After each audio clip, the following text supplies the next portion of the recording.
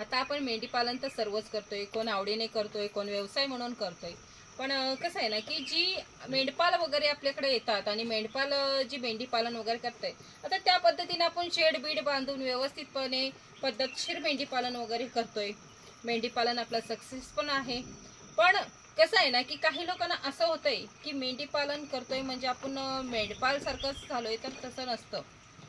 आपण हा मेंढीपालन वगैरे करतोय, पण कधी पण बघा मेंढपाल जे आहेत त्या मेंढपालांना भेट वगैरे द्या, त्यावेळेला त्यांची जी बोलण्याची पद्धत आहे, जी म्हणजे दादा मामा वगैरे असे जेव्हा म्हणजे आदराने आपल्याला जेव्हा ते बोलतात, त्यावेळेला मात्र त्यांची जी बोलण्याची ही पद्धत आहे, आपण कधी पण बघा मेंढपाल वगैरे आला 2 शिव्या द्या, पण तरी पण ती दादा असू द्या ओ, म्हणजे एक त्यांची जी बोलण्याची पद्धत आहे, त्यांना राग वगैरे असं काहीच नाहीये। एक नम्रता त्यांच्या बोलण्यात जी दिसून येते, ती बोलण्याची त्यांची जी पद्धत आहे, ही मात्र खरं तर आपल्या जे आपण मेंढीपालन वगैरे करतोय ह्यांना आली पाहिजे। आणि हे सांगायचं कारण म्हणजे असं आहे की ज्या वेळेला आपण मेंढीपालन करतो आणि आपल्याकडे जेव्हा गिरायक वगैरे येतात ग्राहक घ्यायला वगैरे, त्यावेळेला मात्र तुम्ही कितीही मोठ्या पद्धतीनं मेंढीपालन वगैरे करा, किती पण तुमचं मोठं असू दे, पण काय होतंय, जो येणारा आहे तो हे बघून येतंय की आपण त्यांच्यासाठी म्हणजे जो मार्गदर्शन आपण त्यांना करणार आहोत तो किती चांगल्या प्रकारे करतोय। भले तुम्ही 2 पैसे जास्त घ्या, त्याला काही हे नाहीये, पण आपण त्यांना आल्यावर आपली बोलण्याची पद्धत आणि आपण त्यांना चांगलं जर मार्गदर्शन केलं की तो काय करतोय, आपल्याला ओरडून सांगायची गरज नाही, फक्त तो आला की त्याच्याशी आपण नम्रतेने बोलणं, आपण जी खरी माहिती आहे ती सांगणं, आणि चांगला मार्गदर्शन केल्यावर तो आणि त्याच्या ओळखीची जी माणसं असतात त्यांना सांगणार, आणि आपण जे बोललेलं आहे त्याच्या मनात म्हणजे एवढं चांगलं वाटतं त्याला की आदराने वगैरे, आणि नंतर मग तो गॅरंटी देतो की 100% तुला तिथं खरी माहिती भेटेल, तुम्ही तिथं जा, तिथं भेट घ्या। मग अशा पद्धतीने होतंय की आपण मेंढीपालन करतो, पण जे मेंढपालांकडे गुणवंत आहे त्यांची जी बोलण्याची पद्धत, वागण्याची, आता तुम्ही भर रानामध्ये जा त्यांच्याकडे आणि त्यांच्याशी भेट द्या, पण जर तुम्हाला अगदी तुम्ही सारखेच जाऊन येऊन असला तर तुम्हाला रानात असं म्हणणार नाही की माझी चूल पेटेल का, आता मी चूल कशी पेटू, तर असं नाही म्हणणार, आलायत ना तर चहा पिऊन जा। कारण की हे मेंढपालांबद्दल सांगायचं कारण असं आहे की आपण हा व्यवसाय करतोय, त्यांचाही व्यवसायच आहे, पण कसं आहे ना की त्यांच्या व्यवसायात आणि आपल्या व्यवसायात खूप फरक आहे। कारण की त्यांचे जे गुण आहेत, वागणूक वगैरे, माणसांची बोलण्याची पद्धत वगैरे जी आहे, ती कसं होतंय की ज्याला असं वाटतंय का मोठा शेड आहे त्याच्याकडे थोडंसं ते हे होतं, त्यामुळे की आपण जेव्हा व्यवसाय करतोय त्यावेळेला पहिला मेंढपालांची वागणूक वगैरे बघा। मेंढीपालन मस्त करू शकतो, त्यांना खायला घालून पाहिजे ते देऊन मोठं करू शकतो, क्वालिटी बनवू शकतो, पण क्वालिटी केल्याने आपण अगदी मेंढीपालनात सक्सेस आणि मोठं झालं, जास्त अनुभव आला असं नसतंय।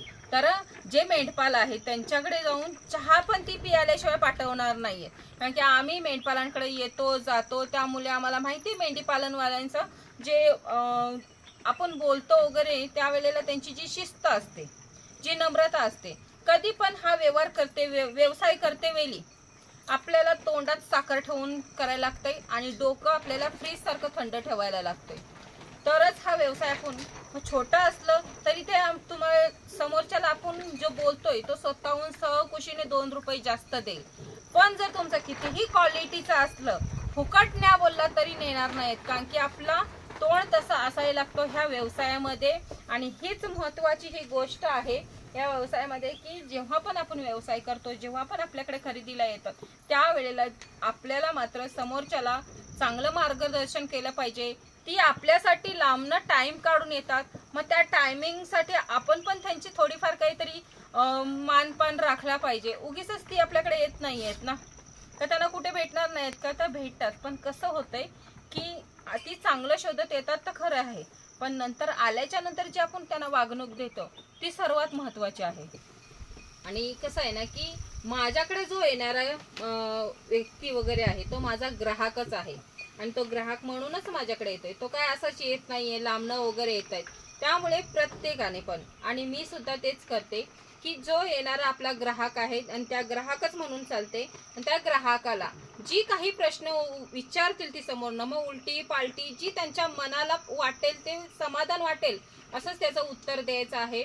आणि त्यांना समाधान वाटेल हा उत्तर दिल्याच्या नंतरच त्यांना ते खरं वगैरे सर्व माहीत पडतं. मग ती त्यांच्या मनाने वाटेल तो प्रश्न आपल्याला विचारणार, कारण की त्यांचा तो हक्क पण आहे विचारणं. कारण की त्यांना पुढे जर समजा हा आपला व्यवसाय करायचा असेल तर त्याच्यासाठी त्यांची ती प्रश्न असतात आणि आपण हा समाधानकारक त्यांना उत्तर दिलेला आणि त्यांच्यावर नंतर मग आपल्याला माहीत पडलं त्यांना की खरं काय खोटं काय. कारण की हा ते विचारतात ना, त्याच्यातनं उत्तर जे आपण देतो त्याच्यावर ते खरं खोटं मानतात. आपण असंच उडवा उडवीचं खोटं पण काय पण सांगत गेलेलं तर मग ती म्हणतात सुद्धा की हे काही खरं नाही, म्हणजे हे सर्व खोटं आहे. आणि जर त्यांच्या प्रश्नांची उत्तर आपण समाधानकारक दिलेली तर मात्र ते कसं आहे की एक बांधलं गेलेला गिऱ्हाईक आहे. मग ती 2 रुपयाची वस्तू असली ना तुमची तर तुम्हाला 3 रुपये पण देऊन जातील. कधी पण आता बघितलं तर दुकान वगैरे असतात, जसं मारवाड्यांचं गुजरात्यांची दुकानं वगैरे आहेत. कधी पण अनुभव घ्या, एखाद्या साडीच्या दुकानात जा आणि तुम्ही त्याला 100 साड्या काढायला सांगा आणि 100 साड्या सुद्धा बघून आपण म्हणलेला की मला पसंत नाही, मी जाते बाबा, तर मात्र तो तुम्हाला तिथे म्हणणार नाही कशाला काढलेस वगैरे, उलटं पालटं काहीच बोलणार नाही. तर दादा किंवा ताई वगैरे म्हणणार, वयस्कर असतील तर आई हाक मारणार, पण ह्या भाषेतच बोलणार.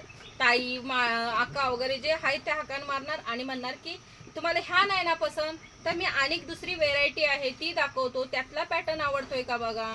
मग तो एक नम्रतेने जी बोलतात ती लोक, ती एक नम्रता आपल्यात पण असली पाहिजे. कारण की आपण पण हा व्यवसाय करतोय आणि समोरनं येणारा जो माणूस आहे तो आपला ग्राहक आहे. ती ग्राहक बांधून कसं राहील, आपल्याला त्रास होतोय किती हे नाही ती बघत, तर आपला ग्राहक कसा आपल्याकडे राहील, आपल्याकडे अनेक ग्राहक कसे वाढतील हे बघत असतात. मग ह्या व्यवसाय सुद्धा आपल्याला काय त्रास होतोय हे नाही बघायचंय, तर जो समोरनं ग्राहक येतोय त्याला समाधानपूर्वक उत्तर देणं आपलं भाग आहे आणि त्याला टिकवून ठेवणं. कारण की तो अनेक जास्त म्हणजे त्याच्यासोबत अनेक 2-4 ग्राहक वाढवणार, त्याच्यासोबत येणारे अनेक वाढणार, त्याने आपला ग्राहक वाढतो. ह्यासाठी आपल्याला त्यांच्या प्रश्नांची उत्तरं देणं सुद्धा गरजेचं आहे आणि ती पण खरी देणं गरजेचं आहे. आणि मी हा जो व्यवसाय करते आणि जो माझ्याकडे येणारा ग्राहक आहे तो मात्र येते वेळी मी ह्यासाठी व्हॉट्सअप वगैरे करा की आमचा कॉल नाही लागला, आमच्याकडे रेंज प्रॉब्लेम आहे, हे सर्व मी सांगत असते. कॉल नाही लागला तर व्हॉट्सअप करा, मेसेजचा रिप्लाय सुद्धा देते.